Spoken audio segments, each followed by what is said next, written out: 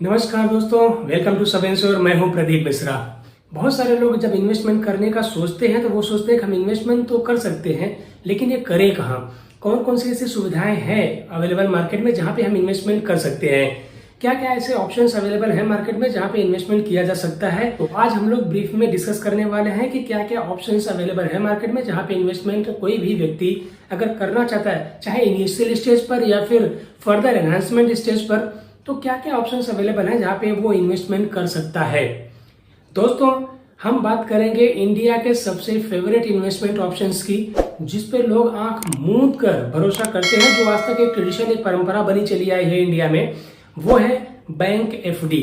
जी हाँ, बैंकों में एफडी करना, फिक्स डिपॉजिट करना, ये सबसे आसान और सबसे उत्तम तरीका माना जाता है। और आज भी अरबों खरबों रुपए मार्केट में एफडी में इन्वेस्ट होते हैं।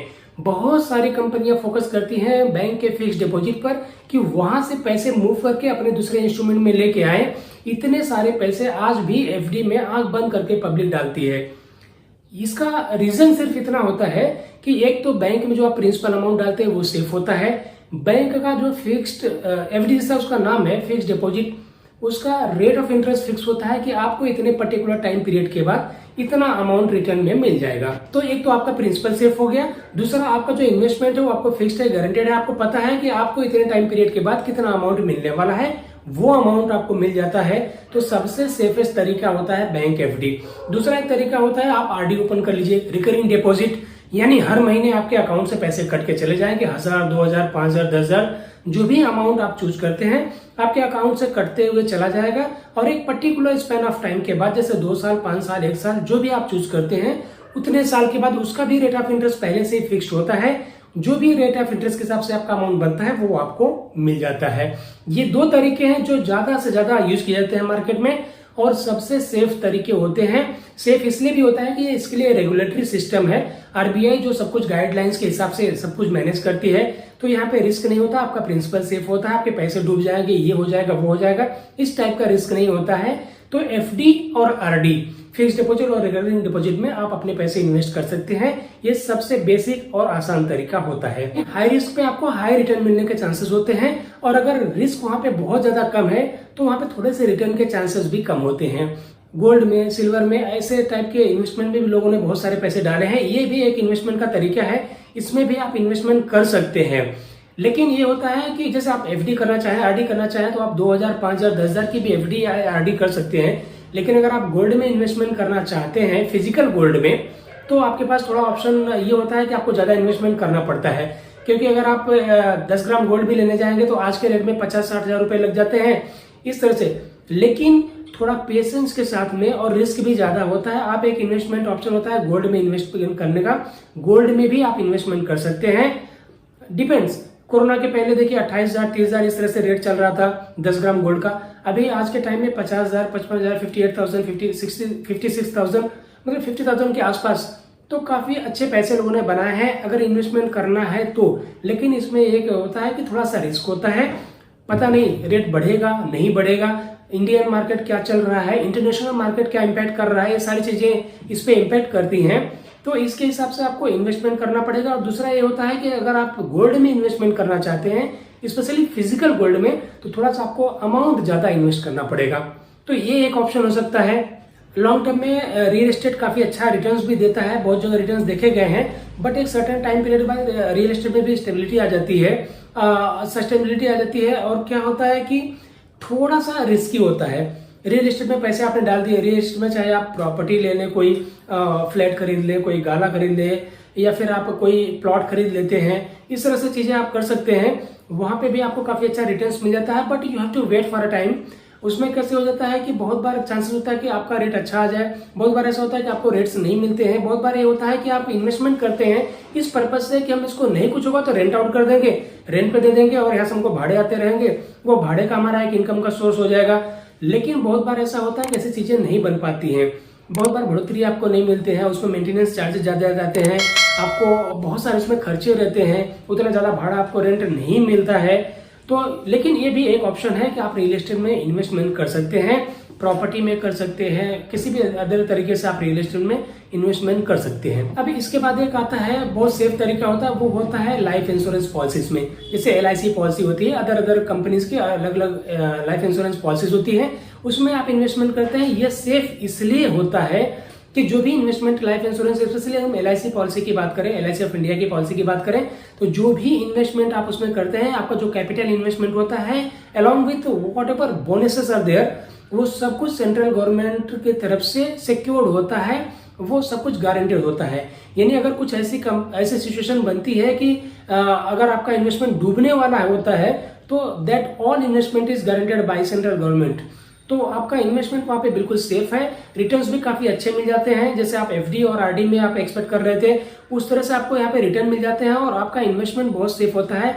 इन्वेस्टमेंट में सबसे जरूरी चीज ये होती है कि जो आप प्रिंसिपल डाल रहे हैं एटलीस्ट वो तो ना डूबे।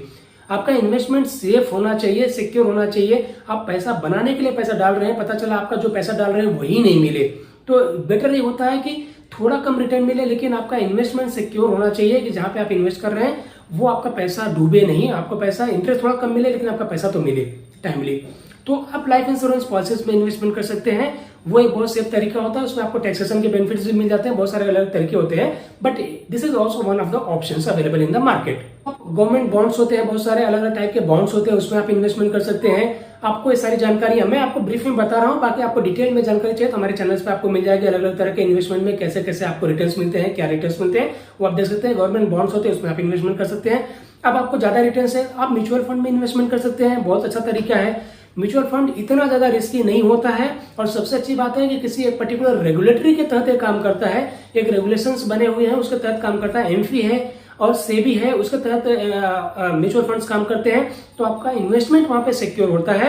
हाँ, अब जहां पे थोड़ा सा ज्यादा रिस्क रहता है वहां पे ज्यादा आपको रिटर्न मिलने के चांसेस भी होते हैं, तो आप म्यूचुअल फंड में एक इन्वेस्टमेंट कर सकते हैं। अगर आप और ज्यादा रिस्क ले सकते हैं और आपकी कैपेसिटी है, आपका नॉलेज अच्छा है, तो आप शेयर मार्केट में इन्वेस्टमेंट कर सकते हैं। खराब कुछ भी नहीं होता, कोई भी इन्वेस्टमेंट बेकार नहीं होता है, खराब नहीं होता है कि आपको ऐसा नहीं करना चाहिए, वैसा नहीं करना चाहिए, बिल्कुल आपको करना चाहिए। अगर आपके पास उतना नॉलेज है, आपके पास उतनी क्षमता है, आपकी कैपेसिटी उतनी है। अगर आपको नॉलेज है, थोड़ा सा रिस्की होता है शेयर मार्केट का इन्वेस्टमेंट, लेकिन शेयर मार्केट का इन्वेस्टमेंट काफी अच्छा रिटर्न्स भी आपको देता है। आप थोड़े पैसे से भी स्टार्ट कर सकते हैं, ऐसा नहीं कि आपके पास लाख, 2 लाख, 10 लाख, 20 लाख हो तभी आप इन्वेस्टमेंट स्टार्ट करें। आप थोड़े पैसे से स्टार्ट करके शेयर मार्केट में अच्छा इन्वेस्टमेंट करके अच्छा रिटर्न्स कमा सकते हैं, लेकिन रिस्क बहुत ज्यादा होता है, इस चीज का आपको हमेशा ध्यान रखना पड़ेगा। दोस्तों, आजकल बहुत ट्रेंड में है और बहुत सारे लोग कर भी रहे हैं, ऐसा नहीं है, बट मेरी तरफ से एडवाइजेबल नहीं होगा, क्योंकि अभी कोई रेगुलेटरी सिस्टम यहाँ पे नहीं बना हुआ है। बिटकॉइन और crypto currency, all this type of currencies, इसमें भी आप इन्वेस्टमेंट करके काफी लोग अच्छा पैसा भी बना रहे हैं, बट एडवाइजेबल मेरी तरफ से नहीं है। कुछ लोग उसमें इन्वेस्टमेंट कर रहे हैं, उसका नॉलेज भी लोगों को होगा, लोग इस तरह से कर रहे हैं। कोई रेगुलेटरी सिस्टम नहीं है, कोई ऐसा सिस्टम अभी गवर्नमेंट ने नहीं बनाया है जो आपके इन्वेस्टमेंट का देखभाल करेगा, इसलिए थोड़ा सा रिस्की होता है। आप बिटकॉइंस और इस तरह के करेंसीज में भी आप इन्वेस्टमेंट कर सकते हैं, बहुत सारे ऑप्शंस अभी अवेलेबल हो रहे हैं। तो बेसिकली मोटा मोटी इस तरह के ऑप्शंस आपके पास अवेलेबल होते हैं जहां पे आप इन्वेस्टमेंट कर सकते हैं, और आपका इन्वेस्टमेंट काफी सिक्योर होता है। जब तक कोई रेगुलेटरी सिस्टम ना हो, आपका इन्वेस्टमेंट बिल्कुल सिक्योर नहीं होता है, तो आप रिस्क क्यों लेना चाहेंगे? आपके पैसों को आप बढ़ाने के लिए डाल रहे हैं, डुबाने के लिए नहीं। तो कोशिश ये करें कि आपका इन्वेस्टमेंट सिक्योर और सेफ तरीके से इन्वेस्ट हो, ताकि जो भी मिलना हो, what ever refund you expect, वो आपको मिले। ऐसा ना हो कि आपका डाला हुआ पैसा भी आपका डूब गया, ऐसा नहीं होना चाहिए। और जैसे FD करना हुआ, FD बिल्कुल RBI के तहत आप काम करते हैं। आप सोचते हैं कि रियल एस्टेट में कौन सा सिस्टम है, रियल एस्टेट में भी अभी रेरा आ गया है, रेरा के तहत आप इन्वेस्टमेंट करते हैं, तो कोई ज्यादा दिक्कत की बात नहीं है। हाँ, इन्वेस्टमेंट आप कोई भी करें, इन्वेस्टमेंट करने के पहले उसके बारे में जानकारी करना, उसके बारे में इंक्वायरी करना, ये होना चाहिए, आपको करना ही चाहिए। कोई भी एडवाइजर आपको एडवाइस करता है, कोई भी कंसल्टेंट आपको एडवाइस करता है, तो आप एक बार उस इन्वेस्टमेंट के बारे में अपने लेवल पे आप चेक तो कर लीजिए कि कितना सेफ है, कितना सिक्योर है, या किस तरह के इन्वेस्टमेंट की बातें कर रहे हैं, बता रहे हैं। आप अपने लेवल पे चेक करके आप कंफर्म हो लीजिए, आप कॉन्फिडेंस में आने के बाद ही उसमें इन्वेस्टमेंट करें। तो this all are the investment options available in market as on today. आप इसमें इन्वेस्टमेंट कर सकते हैं।